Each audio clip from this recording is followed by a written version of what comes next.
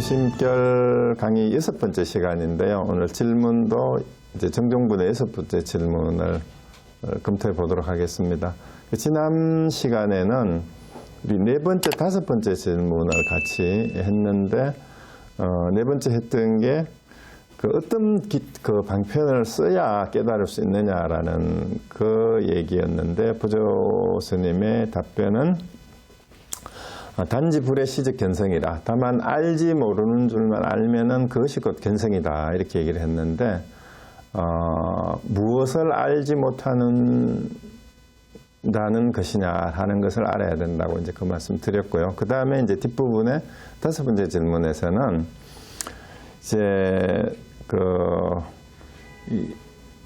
질문이 상근기의 사람은 알아들을지 모르지만 보통 사람들, 하근기의 사람들은 이제 얘기를 들어도 잘 모르겠으니까 그래도 좀 다른 방편을 써서 좀 깨닫도록 해달라라고 얘기하니까 제 보조국사 얘기가 도는 알고 모르는 데 있지 않다 이렇게 얘기를 했고, 그 다음에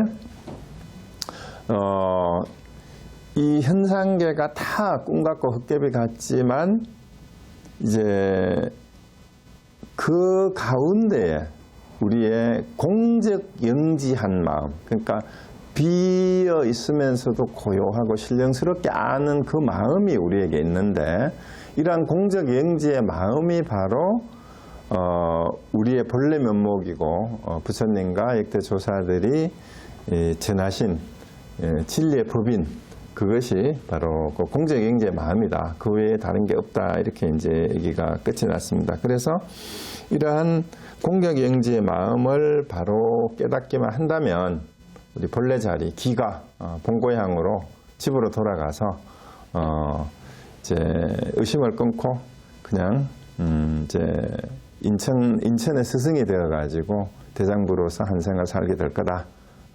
이렇게 이제 얘기가 끝이 났고, 그러면서 우리 공적 영지한 마음은 부처님뿐만 아니라 모든 중생들이 다 갖추고 있는 우리의 본래 면목인데, 그래서 그것을 바깥을 향해서 찾는 것은 마치 소를 타고 소를 찾는 것과 같다. 그래서 기우묘구라는 그 유명한 또 일화가 있었어요. 그죠? 그래서 소를 타고 소를 찾는다고 하는데, 찾는 소는 그만두고 네가 타고 있는 그 소나 이리 가지고 오너라 하는 데에서 그 호은 스님이 깨달아서 나중에 조실로 추대대에 가셨다는 그 얘기도 이제 했습니다. 그래서 소를 차고 소를 타고 소를 찾는 어리석음을 범하지 말고 우리의 공적 영지한 마음이 누구에게나 본래 갖추어져 있으니까 그것을 돌아보기만 하면 된다. 이제 그 얘기였어요. 자, 그래서 오늘 그래서 이어지는 질문입니다. 6번째 질문이에요. 6번째 질문. 이제 다음 페이지 보면서 얘기하겠습니다. 6번째 질문이 바로 내용이 뭐냐 하면, 그 오분상이에요. 내 경우에 의거할 것 같다면 이런 뜻이에요. 제 분상에서 볼 때는, 그러면은 제 입장에서는 이 말이에요. 제 입장에서는 과연 그 공적 영지하다는 그 마음이 저한테도 있느냐? 그럼 저한테는 어떤 게 거기에 해당되느냐? 이렇게 묻는 거예요. 제 경우에 의거한다면 어떤 것이 공적 영지하고 신령스럽게 아는 마음입니까? 이렇게 이제 질문한 거예요. 그래서 이 질문이 나온 이유가 이제 앞에 5번째 질문에서 이 현상계는 다 꿈과 같고 헛개비 같지만 그 꿈 같고 헛개비 같은 것을 알아채는 그 마음, 그걸 공적 영지한 마음이라고 했고, 그 마음이 본래 면목이고 그것만 알면은 불조의 스승이 되어서 평생 동안 해야 될 대장부의 할 일을 다 마쳤다. 이제 끝난 거다 이 말이에요. 수행을 더 이상 할 게 없다라는 그 얘기죠. 그래서 무지영무득 상태가 된다 이 말이에요. 그렇게 얘기를 하니까 아직 그 마음을 깨닫지 못한 학인의 입장에서는 그게 또 궁금한 거예요. 그럼 저한테도 내 경우에 나에게 있어서는 그 공적 영지하다라는 그 마음이 나한테는 어떤 마음이 그런 거냐, 이걸 좀 알려달라 이 얘기입니다. 질문이. 그래서 이제 보조국사가 거기에 대한 답변이 오늘 6번째 질문에 대한 답변입니다. 자, 이제 보조국사의 대답이에요.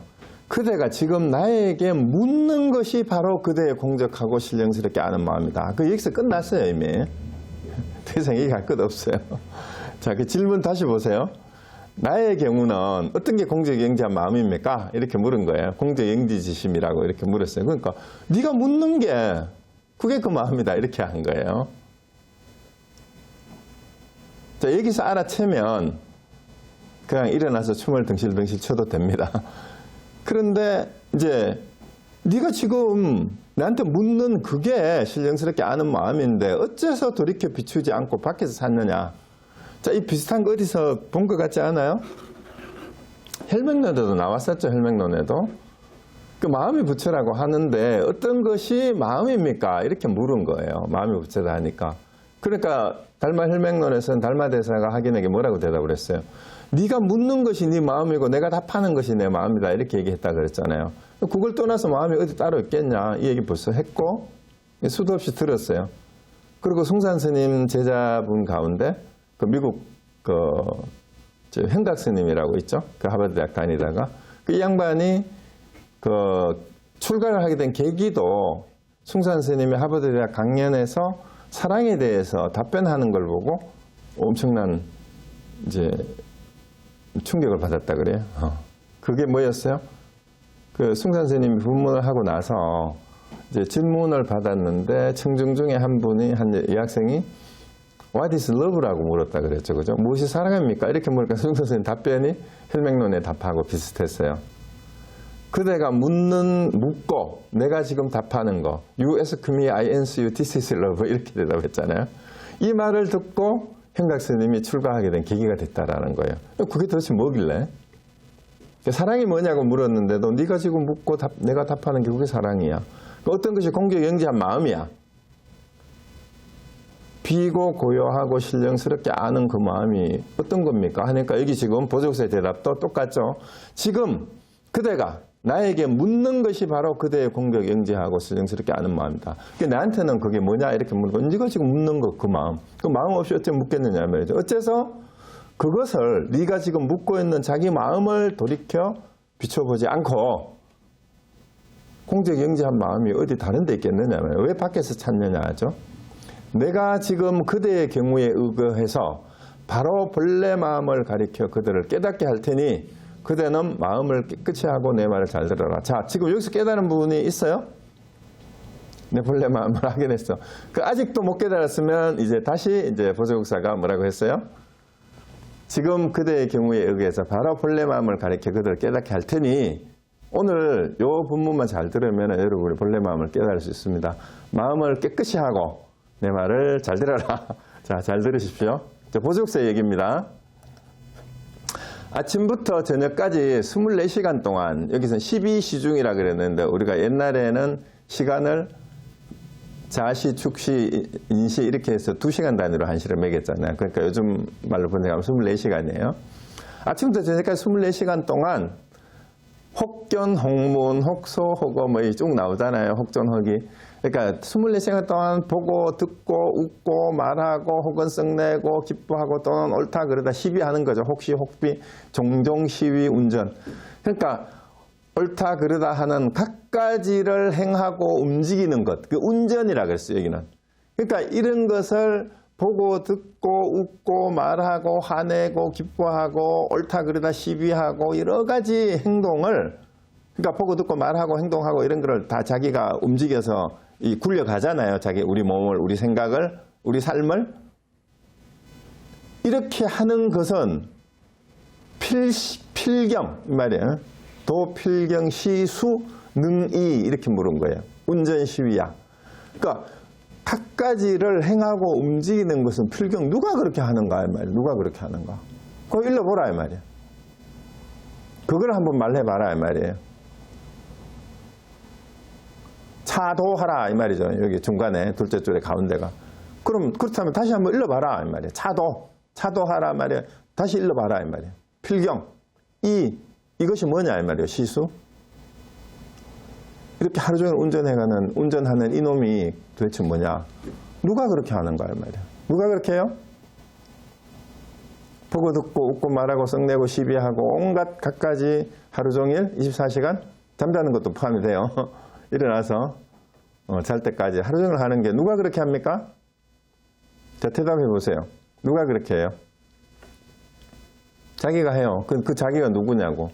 내가 하지요 하는데 그 대답하는 놈이 여러분 생각으로 해도 되고 내가 하지 뭐. 내가 하지라고 생각하는 답하는 그게 바로 여러분의 본래 면목이고 공적에 임재한 마음이에요. 그래서 이제 다시 이제 부연 설명을 합니다. 보조국사가. 누가 그렇게 하는 게 말해보라 해놓고 이제 보조국사가 뭐라고 합니까? 만약 육신이 그렇게 한다면 이 말이에요. 육신이 그 운전을 그렇게 보고 듣고 말하고 시비하고 뭐 이제 썩내고 떠들고 뭐 기뻐하고 온갖 움직이는 일을 한다면 어째서 그게 만약에 육신에 관계되는 거라면 이 말이에요. 사람이 금방 명이 끊어지면 바로 죽었을 때는 몸은 아직 썩지 않았는데 눈은 보지 못하고 귀는 듣지 못하고 코는 냄새 맡지 못하고 혀는 말하지 못하고 몸은 움직이지 못하고 손은 잡지 못하고 발은 걷지 못하는가. 그런데 육신이 만약에 보고 듣고 느끼고 뭐 시비를 하고 온갖 행동을 하는 거라면 시신은 명만 떨어지면 몸뚱이는 거기 있는데도 왜 그런 걸 못하냐 이 말이에요. 그러니까 이로 말미암아 보건대 뒤로 보세요. 이것으로 보건대 이 말이에요. 이것으로 알건대 이 말이죠. 시지는 이것으로 알건대 보고 듣고 동작하는 것은 반드시 그대의 본심이지 본래 마음이지 이 말이에요. 그대의 본래 마음이지 그대의 육신이 아님을 알 수 있다. 하물며 이 육신을 이루는 4대의 성품은 4대는 지수화풍을 말하는 거예요. 이 4대라는 것은 원래 비어서 거울에 비친 형상 혹은 영상과 같고 그러니까 우리 몸을 이루고 있는 이 몸뚱이를 구성하고 있는 구성인자예요. 구성요소는 이게 거울에 비친 영상과 같은 거다 이 말이에요. 그리고 물속에 비친 달과 같다. 물속에 비친 형상이나 거울에 비친 형상이나 마찬가지죠. 그림자예요. 그림자. 거울이나 물속에 비친 그림자와 같은데 어떻게 항상 뚜렷이 알고 밝고 밝아서 어둡지 않아 느끼는 대로 통하여 한량없는 묘한 작용을 하겠느냐. 그래서 그 거울이나 물속에 비친 영상이 만약에 나라면 그게 어떻게 보고 듣고 알고 이런 걸 하겠느냐 이 말이죠. 그래서 항상 뚜렷이 알고 밝고 밝아서 어둡지 않다라는 말은 분명하게 안다 이 말이에요. 그 묘한 작용을 하는 거는 그 형상이 아니라 결국 뭐예요? 그러므로 신통과 묘한 작용은 물 깊고 나무를 운반하는 것이다 하였는데 자 여기서 잘 보세요. 내가 이것으로 알건대 이 말이에요. 동작하는 것은 그대 본래 마음이지 육신이 아니다. 육신은 거울이나 물속에 비친 그런 영상과 같은 거다 이 말이죠. 그래서 항상 뚜렷하게 제대로 알고 이 제대로 아는 것을 묘한 작용이라고 표현한 거예요. 한량없는 묘한 작용이 뭐예요? 보고 듣고 썩내고 기뻐하고 온갖 행동을 하고 모든 갖가지 일을 다 하는 게 이게 묘한 작용, 한량없는 묘한 작용이 우리 인간이 할 수 있는 모든 걸 다 하잖아요. 우리 생각 속으로 상상할 수 없는 게 뭐가 있어요? 한량없다라는 이 말도 우리가 말로 생각을 하잖아. 묘하다라고 하는 것도 생각으로 하고 말로 하고. 이걸 하는 게 마음이 그렇게 하는 거지 몸뚱이가 하는 게 아니다 이 말이에요. 그러므로 신통과 묘한 작용이 사실은 우리 생각에서 우리 마음에서 다 나온다 이 말입니다. 근데 이 신통과 묘한 작용은 어디에 있느냐? 물 깊고 나무를 운반하는 것이다 했는데 여기서 이제 읽을 때 오해를 하면 안 돼요. 물 깊고 나무를 운반하는 이 모든 것이 다 뭐라는 얘기예요? 본래 마음의 신통하고 묘한 작용이라는 거예요. 그런데 여기서 물 깊고 나무 운반하는 것 했는데 물을 깃고 나무를 운반하는 일상생활을 하고 있는 주인공 누가 그걸 하느냐 이 말이에요. 몸뚱이가 물 깃고 나무 운반하는 거예요? 그게 아니고 물을 깃고 나무를 운반하게 하는 그것이 본래 마음이 묘한 작용을 하기 때문에 물을 깃고 나무를 운반하는 거라는 거예요. 우리가 명이 끊어지면 어떻게 돼요? 물 깃고 나무 깃는 거 할 수 있어요? 못하죠. 그래서 예를 들어서 여기서 이제 선어록을 읽을 때 혹시 안다 하는 사람들이 자기 딴에 안다면서 평상심이 시도다 이러니까 일상생활에 마음 쓰고 그 다음에 이 자연이 이 세상에 있는 그대로 도가 아님이 없다. 다 부처의 모습이다. 이렇게 얘기하니까 물 깊고 나무 운반하고 나무가 물이 그냥 도다. 이거 아니에요. 그건 대상이지. 그 얘기가 아니고 평상심이 도라는 거는 평상시에 마음을 쓰고 있는 그 본래 마음이 그게 도라는 거예요. 평상시에. 무슨 마음을 쓰든. 그러니까 물을 깃는 그 마음, 나무를 운반하는 겉인데 그 마음이에요. 나무를 운반하는 것도 본래 마음이 하는 거고 물을 깃는 것도 본래 마음이 하는 거지 몸이 하는 게 아니다 이 말이에요. 근데 이거를 착각을 해가지고 자기는 있는 도인을 하면서 이제 공부하자 수행하자 이러면은 야 물 깃고 나무 운반하는 게 다 그게 신통묘용의 작용이고 그게 도 아님이 없다 그랬어. 야 그냥 뭐 쓸데없이 공부하고 말고 내가 밥 먹고 일하는 게 다 도지 뭐 따로 어디 있냐.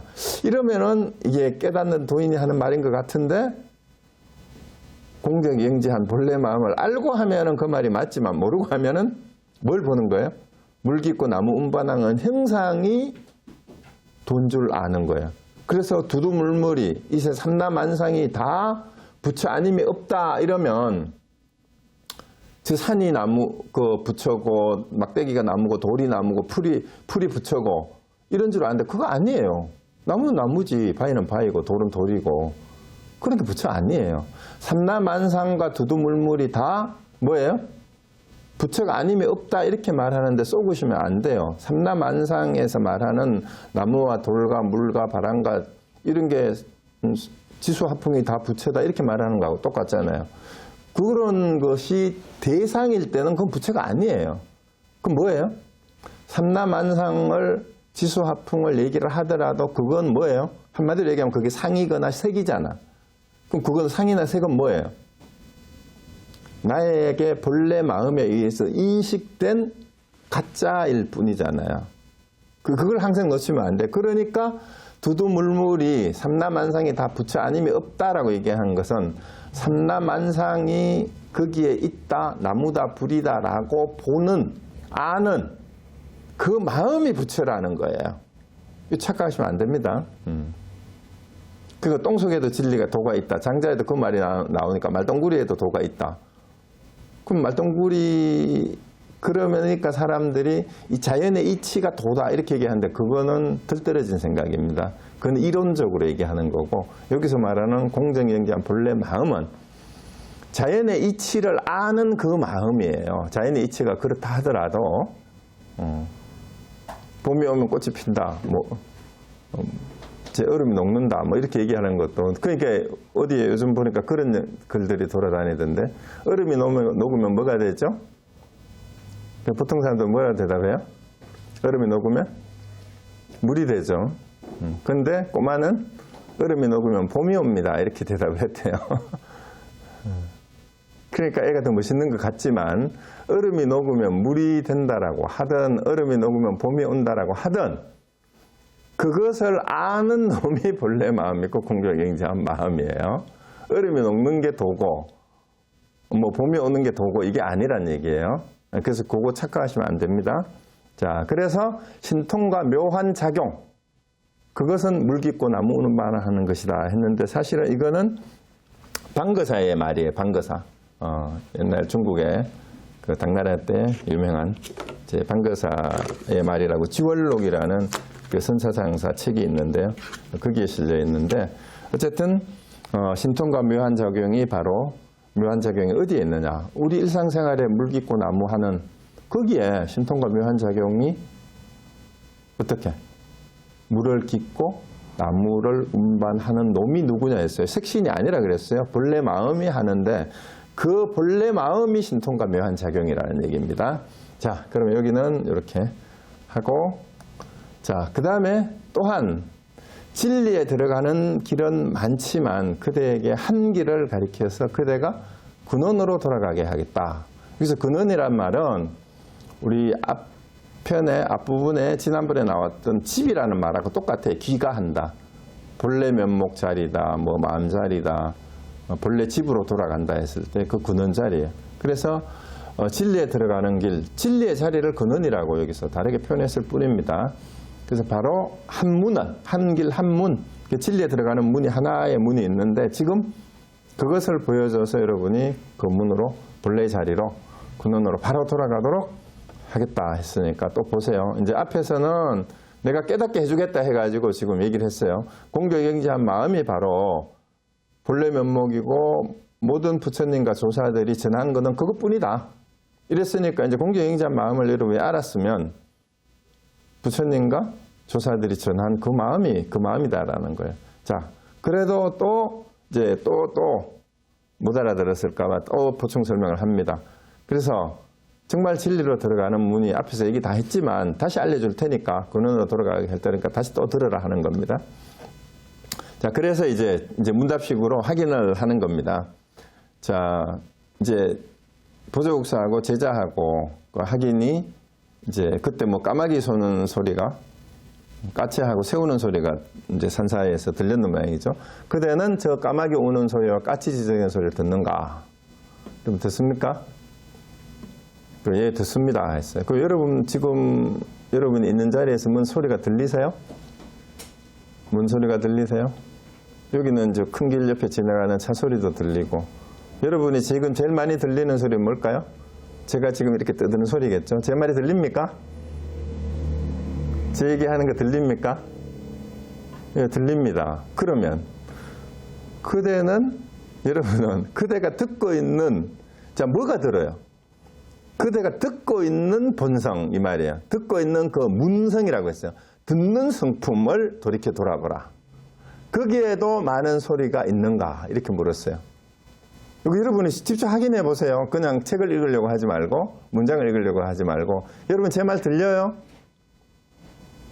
제 말을 들립니다 하고 인식하는 그 자리가 뭐예요? 여러분 듣고 있는 인식, 내가 듣는다라는 걸 아는 그 성품, 그걸 돌아보세요. 그 자리에도 소리가 있어요? 그 자리에도? 그러니까 확인이, 거기에는 일체의 소리와 일체의 분별도 다 없습니다. 그럼 그거는 뭐예요? 그럼 들어오면은 소리가 들리면 들리는 대로 알고, 조용하면 조용한 줄 알고 하는 자리일 뿐이니까 그 자체에는, 그 바탕에는 소리가 없어요. 그죠? 분별도 없고. 그 소리도 또 어떤 소리예요? 이게 시끄러운 소리인지 아름다운 소리인지 듣기 싫은 소리인지 무슨 소리인지, 소리도 우리가 들으면 분별을 심을 내잖아. 아, 이 소리는 너무 아름답다. 이 소리는 너무 듣기 싫다. 제 목소리는 어때요? 목소리가 좋습니까? 목소리가 찢어지는 것 같아서 싫습니까? 이 분별하는 것도 결국은 본래 그 자리에는 없는데 생각을 내 가지고 소리가 있다고 생각하고, 좋은 소리, 나쁜 소리, 듣기 좋은 소리, 듣기 싫은 소리 있다고 생각하는 거예요. 근데 소리를 듣는 그 바탕 성품이라고 했어요. 문성 그 자체에는 일체의 소리와 일체의 분별도 다 없습니다. 이제 제자가 그렇게 대답한 거예요, 하기니. 그러니까 이제 앞에서 본문을 듣고 나니까 이제 제자가 그 자체에는 소리도 없고 분별할 것도 없습니다. 자, 그러니까 보조국사가 이제 칭찬을 합니다. 기특하고 기특하다. 이것이 바로 간세음 보살이 진리에 들어간 문이다. 내가 진리로 들어가는 하나의 문을 알려줄 테니까 잘 들어라. 해놓고 이제 앞에 질문한 거를 잘 보세요. 너 소리를 듣느냐? 듣습니다. 그 듣는 성품을 돌이켜보라. 거기에도 소리가 있느냐? 거기에는 소리와 분별이 없습니다. 기특하다. 그게 바로 간세음 보살이 진리에 들어간 문이다 라고 얘기를 했어요. 내가 다시 그대에게 묻는다. 그대는 거기에는 일체의 소리와 일체의 분별 모두 다 얻을 수 없다고 하였다. 이미 얻을 수 없다면 그러한 때는 허공과 같은 것이 아니겠는가 했는데, 여기에서 일단 그 다음 구절 가기 전에 간세음 보살이 진리에 들어간 문이다라고 했는 것은 어디에 나오는가 하면 능엄경이라고 하고 수능경이라고 해서 능엄경에 이런 말이 나와요. 이런 부분이 있어요. 능엄경에 간세음 보살의 이근원통 수행법이라는 요 내용을 지금 얘기를 한 거예요. 이게 뭐냐 하면 수능엄경이라고도 하고 능엄경이라고도 하는데, 거기에 제 6번째 챕터에 이근원통장이라는 부분이 있어요. 이게 능엄경의 10권으로 되어 있어요. 10권 되는데 6번째에 이근원통장이 있는데, 이 이근이 뭐냐면 우리가 안, 이비, 설신, 이 할 때 육근 중에 귀를 말하는 거예요. 육근. 육근은 다 아시죠? 안, 이, 비, 설, 신, 이. 안, 이. 두 번째입니다. 안, 이 할 때. 귀. 육근 가운데 이근 원통이란 말은 이근을 통해서 원만하게 통한다. 이런 뜻이에요. 이근을 통해 원만하게 통한다. 이 말입니다. 그런데 이제 수행법에서 이근을 통해서 두루 통한다. 이런 말이거든요. 이근을 통해서. 이게 뭔 말이냐면, 거기 이제 원문을 한번 읽어볼게요. 그 능엄경의 원문이 이렇게 돼 있어요. 듣는 놈이 저절로 생긴 것이 아니라 소리로 인하여 그 이름이 있게 되었네. 자, 내가 소리를 듣는데 소리로 인하여 그 듣는 놈이라는 이름이 생기고, 그 다음에 듣는 놈을 돌이켜 소리에서 벗어나면 해탈한 놈을 무엇이라 이름하랴. 그래서 소리가 없으면 이 말이에요. 듣는 놈을 돌이켜서 소리에서 벗어나면, 아까 그 듣는 성품 자리에는 소리가 원래 없다 그랬잖아요. 분별도 없고. 그렇다면 그걸 뭐라고, 듣는 놈을 뭐라 이름하겠느냐 이 말이에요. 여기서는 할 수 없이 듣는 성품이라고 얘기를 했는데 그걸 이름을 뭐라고 하랴 이 말이죠. 그런데 하나의 근이란 말은 육근 가운데 안, 이, 비, 설, 신, 의 중에 본원으로 돌아가면 6개의 근이 해탈을 이루게 되리라. 그러니까 6개 중에 눈이든 안근이든 이근이든 비근이든 설근이든 신근이든 그 다음에 의식할 때 그 의근이든 이 중에 하나라도 본래 자리, 그 근이 소리를, 외부에서 소리가 나는 게 이제 대상이잖아요. 대상은 육근이 있고, 우리의 감각기관이라고 흔히 얘기하잖아요. 감각기능의 작용이에요. 그게 육근. 그 다음에 육근에 해당되는 바깥에 있는 경계를 육경이라고 하잖아요. 육경이 색, 성향, 미촉, 법이잖아. 그럼 소리가 바깥에 있다고 생각해요. 소리가 나서 육근의 작용이 소리를 인지하는 것이 육식이에요. 그러면은 안식, 이식이, 그러니까 이 세 가지 육근과 육근 가운데 이근하고 밖에 있는 소리하고 그 다음에 소리를 인식하는 식, 이 식이 합쳐졌을 때 그 소리가 있는 거거든요. 소리를 인식하는 거잖아. 근데 소리를 인식하는 그 바탕은 그게 마음 자리, 성품 자리라고 얘기를 했어요. 그게 공적영지한 마음이고 본래 면목이고 본심. 근데 그거는 소리를 다 떨쳐내고 육근하고 육식, 그 다음에 육경을 제하고 나면 이 말이에요. 벗어나서 그것을 이해하는 그 바탕은 그걸 이름을 뭘로 하겠느냐 이 말이에요. 그것을 본원이라고 한 거예요. 그 공적영지한 마음이고. 그래서 하나를 통해서 본원으로 돌아가면 6개의 근이 다 해탈을 한다 이 말이에요. 안이비설신이 전부가. 그래서 6개의 근도 이와 같아서 원래는 하나의 정밀하고 밝음에 의지하여 이것이 나뉘어 6개와 화합하나니 한 곳이 회복함을 이루면 6작용이 다 이루어질 수 없어서 티끌과 때가 생각을 따라 없어져서 원만하게 밝고 청정하고 오묘하게 되리라. 남은 티끌은 아직도 배워야 하지만 밝음이 지극하면 곧 열애니라. 자, 여기서도 이제 수능에서 한 근을 통해서 근원을 확인을 하게 되면 어떻게 돼요? 나머지 근을 통해서도 저절로 다 된다 이 말이죠. 그죠? 그리고 남은 티끌은 뭐라는 얘기예요? 이것도 보족세 내용하고 거의 비슷하죠. 그래서 아직도 티끌이 남아있는 거는 습기예요. 습기. 밝음이 지극하면, 근데 그 티끌이 있는 거는 아직도 털어내야 돼요. 털어내야 되기는 하지만 밝음이 점점점 커지게 되면은 그게 바로 열애다 이 말이에요. 티끌이 하나도 남지 않게 되는 거. 이제 그게 열애라는 거죠. 그런데 사실은 그 육근이 작동을 벗어나서 그 바탕에 있는 것을 하나만 알면 보는 걸 통해서든 듣는 걸 통해서든 뭐 냄새를 통해서든 맛을 통해서든 아니면 감촉 촉감을 통해서든 아니면 우리의 의식의 작용을 통해서든 그 하나만 제대로 그 근원을 알게 되면 나머지는 저절로 그 육근과 육경이 끄달리지 않고 바로 흐탈하게 된다 이 얘기예요. 그래서 여러분 이근원통이란 말은 앞에서 다시 이제 보조국사의 원문으로 돌아가면 가는 보살이 진리에 들어갔다라는 게 바로 여기 이제 수능연경에서 듣는 것을 통해서 해탈을 했다 이 말이에요. 그런데 간세음 보살이라는 말이 참 재밌잖아요. 우리가 일반적으로 생각하는 이 관자는 볼간자고 이 세자는 세상의 소리란 뜻이잖아요. 보통은 소리는 보는 게 아니고 뭐예요? 듣는 거죠.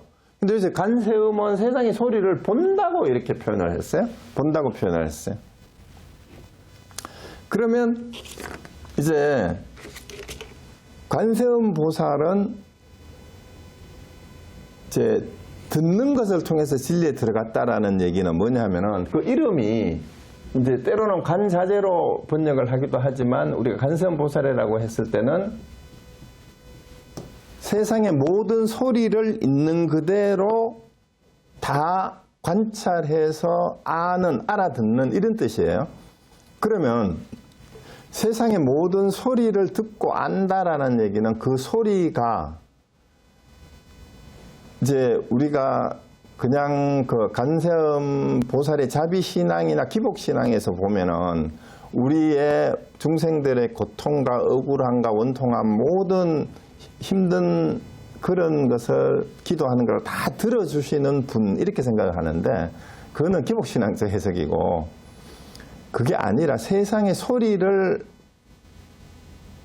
관했다라는 건 뭔 뜻이냐 하면은 바로 앞에 수능언경에 나오는 것처럼 뭘 관한 거예요?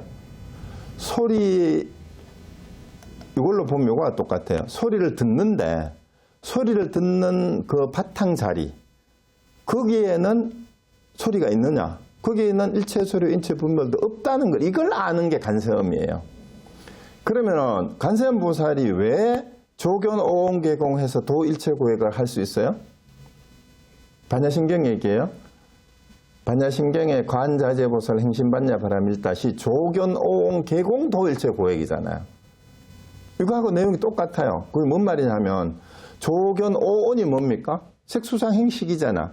그것이 다 비었다라는 것을 비추어 보니까 일체 고액이 있을 자리가 없어요. 거기에는. 그러면 우리가 육근을 가지고 얘기해도 마찬가지예요. 우리가 괴로운 게 뭐예요? 안입이 실시 설신의 육근을 가지고 그 대상이 되는 색성양 미촉법으로 파악이 되는 것에서 우리의 진정한 행복과 즐거움을 태탈을 느끼지 못하니까 색을 보면 색에 끄달려가지고 저게 좋다 싫다. 그 다음에 소리를 들으면 좋다 싫다. 맛도 냄새도 그리고 거기에서 이중 삼중으로 자기 견해를 덧붙여가지고 이거는 이래야 되고 저건 저래야 되고 좋은 거니까 내가 이건 더 취해야 되니까 집착하고 싫으니까 멀리해야 되니까 내쳐야 되고 심지어는 죽이려고 하고 이런 마음이 합쳐져서 괴로움이 생기는 거잖아요. 근데 이것이 전부 다 뭐예요? 일체의 소리든 형상이든 맛이든 뭐 느낌이든 이런 것들이 일체가 다 본래 자리에서 보면 그것이 실체가 없는 것이라는 걸 아는 거. 그것이 간세음이에요. 그래서 그걸 알면 그냥 관세음보살이 진리에 들어간 문이 사실은 일체의 소리와 일체 분별이 모두 다 얻을 수 없다라고 하는 그 깨달음이 그러면 소리만 그렇겠어요? 부처님은 뭘 어떻게 깨달았다고 했죠? 새벽별을 보고 깨달았잖아요. 보고 깨달았다잖아요. 그러면 보든 듣든 자 여기도 나왔잖아요. 능은경에서도 육군 가운데 하나만 알면 뭐가 된다 그랬어요? 나머지는 다 해탈된다 그랬잖아요. 자 여러분은 부처님은 새벽별을 보고 깨달았고 또 중국의 어느 선사는 다구는 소리를 듣고 깨달았다는 사람도 있어요. 그래서 보고 깨달은 여러분은 보면 아세요? 들으면 아세요? 모든 경전은 또 어떻게 되어 있어요? 경전의 첫머리가 어떻게 되어 있어요? 여시 아문이라고 되죠. 나는 이렇게 들었다 알아요. 나는 이렇게 들었다. 이렇게 들었다는 거는 이렇게 깨달아 알아들었다 이 말이거든요. 여러분은 들으면 아세요? 보면 아세요? 보면 압니까? 봐도 모른다예요. 들으면 압니까? 들어도 모른다예요. 옛날에 유영준 교수가 나의 유산 답사기에서 그 재밌는 가설을 그 미학의 실제 주제이기도 해요. 거기에서 여러분이 어디 경치 좋은 데 놀러를 가잖아. 유적지도 찾아가고. 좋은 데를 가보면 여러분이 본 게 돼요? 가보면 압니까? 좋은 데를? 물론 상당한 부분은 맞아요. 직접 가서 보면 좋은지 안 좋은지 알 수 있는데, 근데 그 유영준 교수의 책에서 아주 중요한 주장을 했어요. 아는 만큼 보인다라는 얘기를 했어요. 아는 만큼 보인다. 본다고 아는 게 아니라는 얘기예요. 아는 만큼 본다라고 얘기를 했어요. 그거는 뭐냐면 역사적인 유적지를 찾아가는데 그 유적이 가지고 있는 그 얽힌 역사와 전설과 그 히스토리, 배경, 백그라운드를 알고 그 어떤 유적을 보면 그 자기가 아는 만큼 그 유적과 유물이 새롭게 보인다라는 거예요. 근데 그 내용을 아무것도 모르면 그냥 뭐 돌무더기가 하나 있고 탑이 하나 있으면 그게 소아시야. 그렇게 되는 거죠. 그게 뭔지도 모르는 거예요. 그래서 여러분이 보면 안다, 아니면 아는 만큼 보인다. 이게 이제 미학에서 중요한 논쟁이 되기도 해요. 근데 여러분이 우리 수행을 하는 데도 마찬가지입니다. 여러분이 듣고 안다, 보고 안다. 그 부처님은 그를 보고 깨달았어요. 근데 간세음 보살은 이근을 통해서 세상의 소리를 듣는 걸 통해서 진리의 문으로 들어갔다라는 그 얘기잖아요. 그래서 여러분은 제 소리를 듣습니까? 앞에 나왔어요. 이제 그 까마귀하고 까치 우는 소리를 듣느냐, 보조국사가. 그 하기를 듣는다 했어요. 그 누가 듣느냐 이 말이에요. 그 보는 것도 마찬가지죠. 화면이 보이세요? 누가 보고 있어요? 여러분 지금 보고 듣고 다 하고 있잖아요. 그래서 보고 듣고 하는 그것이 다르게 더 붙여도 마찬가지예요. 견문각지라 그러잖아요. 견문각지. 그 보고, 그 다음에 듣고, 각은 이제 깨달을 때 여기는 느낌이죠. 느끼고, 감각할 때 그 각자죠. 그 다음에 알고, 하는 이것을 어느 것을 통해서든, 이 지는 의식을 통해서 들어가요. 육군의 6번째. 그 다음에 느끼는 거는 눈으로 보고도 느낄 수 있지만 이제 촉각을 통해서 느끼기도 하고 듣고, 그래서 견문각지 어떤 것을 통하든 육군의 어떤 것을 통하든 한 문으로 들어가면은 나머지 다 해탈할 수 있는데, 그래서 여러분 성품을 본다 깨닫는다는 말을 왜 견성이라고 했을까? 이것도 보시면 되잖아요. 그러면 여기 이제 문성이라고 해가지고 아까 듣는 성품이라고 했는데 견성, 문성 이렇게 얘기하면 성품을 본다 이렇게 해석하는 것 같으면은 여기는 성품을 듣는다 이렇게 해도 해석을 할 수는 있겠죠? 그러면 말이 좀 이상하긴 하죠. 근데 견성이란 말을 하도 많이 써서 성품을 본다라는 말도 사실은 말이 틀린 말이죠. 왜? 성품은, 마음은 형상이 아니기 때문에 견성이란 말을 본다라는 말을 쓸 수가 없어요. 그래서 여기서도 그냥 보는 성품이에요. 견성이 보는 성품. 그리고 견자를 우리가 본다라고도 쓰지 않고 안다라고도 쓰잖아요. 이해한다, 견해 이런 뜻으로도 쓰고. 그럼 문자도 마찬가지예요. 문성이라고 했을 때도 이제 듣는 성품이라고 이렇게 해서가 문제가 없는데, 성품을 듣는다라고 해도 사실은 견성을 했을 때 성품을 본다라는 말이랑 똑같은 말이 됩니다. 그러면은 본다, 듣는다 했을 때 보고 듣는 그 놈, 그것을 견성했을 때, 수식으로 문성했을 때 보는 성품, 듣는 성품의 그 성이에요. 그게 마음이고 근본, 그게 본심이죠. 그렇게 표현한 것일 뿐입니다. 그래서 우리는 앞에서 계속 보조국사가 오늘 얘기하는 게 보고 듣고 말하는 그걸 떠나서 마음이 따로, 마음이 하는 거다. 그게 마음이다. 이 얘기를 하고 있는 겁니다. 다시 이제 본문으로 오면